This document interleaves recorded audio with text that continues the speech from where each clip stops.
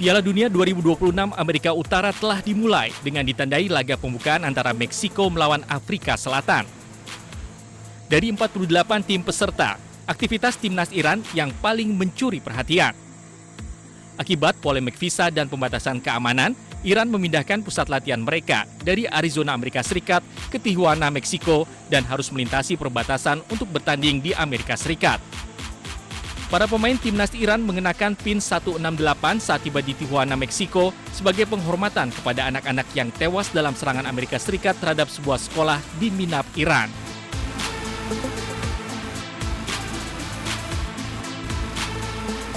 Selain itu, aktivitas dan lokasi pemusatan latihan timnas Iran yang bertempat di markas klub Meksiko, klub Tijuana, berlangsung di bawah pengawalan tentara bersenjata.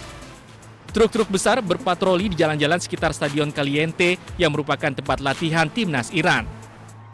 Penjagaan ekstra ketat dengan melewati pintu masuk utama setiap beberapa jam. Namun timnas Iran tetap mendapatkan sambutan hangat dari masyarakat Meksiko. Staf klub Tijuana melakukan segala upaya untuk membuat para pemain Iran merasa seperti di rumah sendiri. Para penggemar Meksiko berkumpul di luar hotel tim, mengantar mereka dalam perjalanan singkat menuju sesi latihan dengan sorak-sorai dan permintaan tanda tangan. Timnas Iran akan mengawali perjalanan di Piala Dunia 2026 dengan menghadapi Selandia Baru di Los Angeles Stadium Selasa nanti. Meski berada di bawah pengawasan ketat dari otoritas keamanan Amerika Serikat, Mehdi Taremi dan kawan-kawan dapat menjalani latihan dengan aman. Timnas Iran juga sempat melakoni beberapa latih tanding dengan tim setempat, seperti Tijuana U21 dengan kemenangan telak 3-0.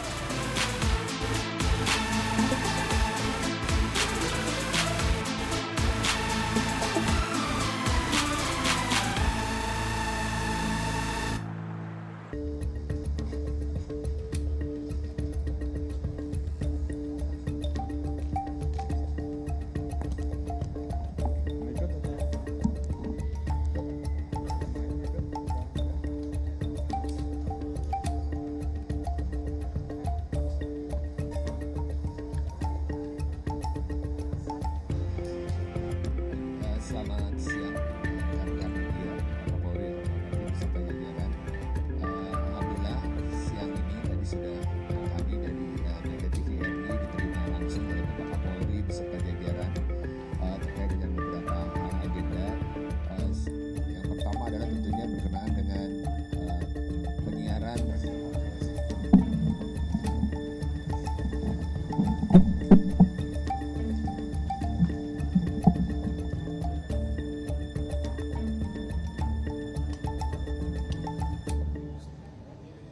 dari Satgas nanti akan kita minta, namun dari saya tentunya kita minta untuk masyarakat karena Piala Dunia adalah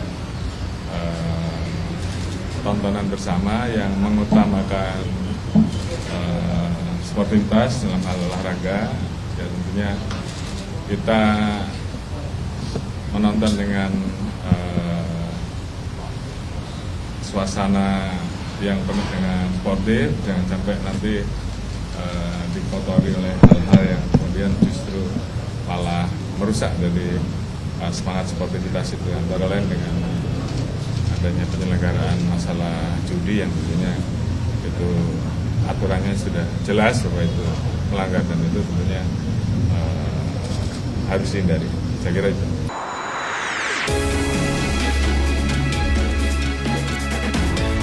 Tak gentar dilaporkan Roy Suryo.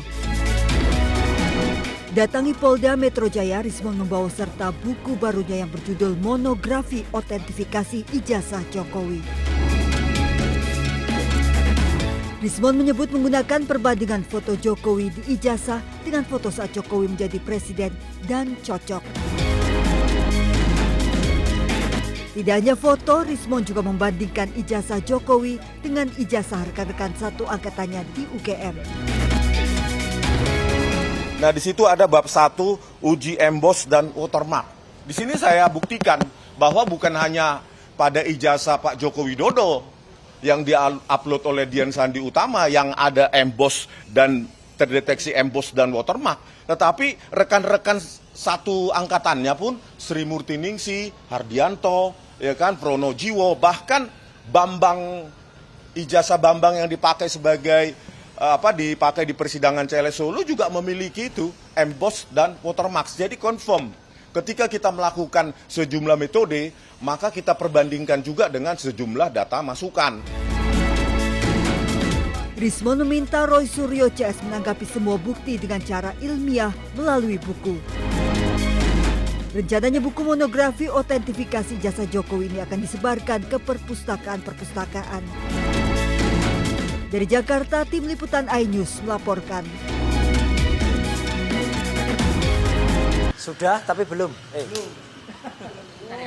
Itu sudah tapi belum tuh yang tembok ratapan itu bisa kita tangkap dan kita LP kan, ya. Maka nanti kita akan sampaikan beberapa ya. Terima kasih Mas. Saya ijazah Jokowi dipakai untuk persyaratan menjadi presiden di tahun 2014. Lecumanan sudah masuk dalam LP. Nah, apa yang di LP kan? Makanya kami menyesuaikan dengan, silakan Mas. Dengan apa yang sudah kami janjikan kemarin. Nih, Lecumanan ini memang berkali-kali orang ini, ya. Dulu juga ikut dalam hoax. Katanya ada uang sekian miliar diterima saya. Respon tuh mau sedikit baca, agak pinter sedikit. Lihat berita ini. Jelas banget di sini bahwa semua sudah memberitakan, baik media mainstream maupun media-media lainnya. Persoalan dengan Kemenpora sudah selesai. Karena waktu itu ada pada tanggal 26 April dia membuat LP ini. Ya, ini. Jadi faktanya ada LP tanggal 26 April di Polres Jakarta Selatan. Di sini jelas betul. Dia itu melaporkan dengan korban yang namanya Peradi Bersatu. Lah Peradi Bersatu itu apa? Korban. Korban apa? Ini organisasi, nggak punya perasaan, ya. Organisasi kok punya perasaan? Nggak ada. Jadi kita nggak hanya berjanji, tapi kita memberi bukti. Karena hukum itu harus tidak boleh hanya tajam ke bawah, termul ke atas, ya, gitu ya. Jadi semuanya harus tajam. Nah, laporan yang kedua itu adalah untuk orang yang mengaku bernama Dr. Eng, Rismon Hasilan Sianipar M. Eng, ya.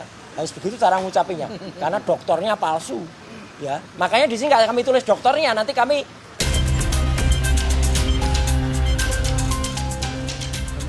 Pak Sutri ini terkejut mendapati warung kelontongnya dibobol maling di Desa Japon Tegal, Kabupaten Mojokerto, Jawa Timur. Saat diperiksa, maling tersebut ternyata meninggalkan surat berisi permintaan maaf karena telah mencuri rokok dan uang. Dalam surat, pelaku menyebutkan terpaksa mencuri untuk bayar uang sekolah anaknya dan berjanji akan mengembalikannya setelah gajian. Saat itu, pelaku yang kabur berhasil ditangkap warga. Namun karena merasa kasihan dan pelaku mengembalikan rokok yang dicuri, pemilik warung melepaskan pelaku. Di depan toko, saya baca ternyata surat dari maling itu. Isinya apa Mas katanya suratnya itu? Isinya minta maaf. Katanya masalah mencuri itu buat biayai anaknya sekolah gitu. Dan nanti 2 minggu lagi akan diganti uangnya. Ya saya nunggu aja respon baik dari maling tersebut ya Mas. Korban kini menunggu niat baik dari pelaku untuk mengembalikan uang yang dicuri. Dari Kabupaten Mojokerto, Jawa Timur, Solahuddin, iNews melaporkan.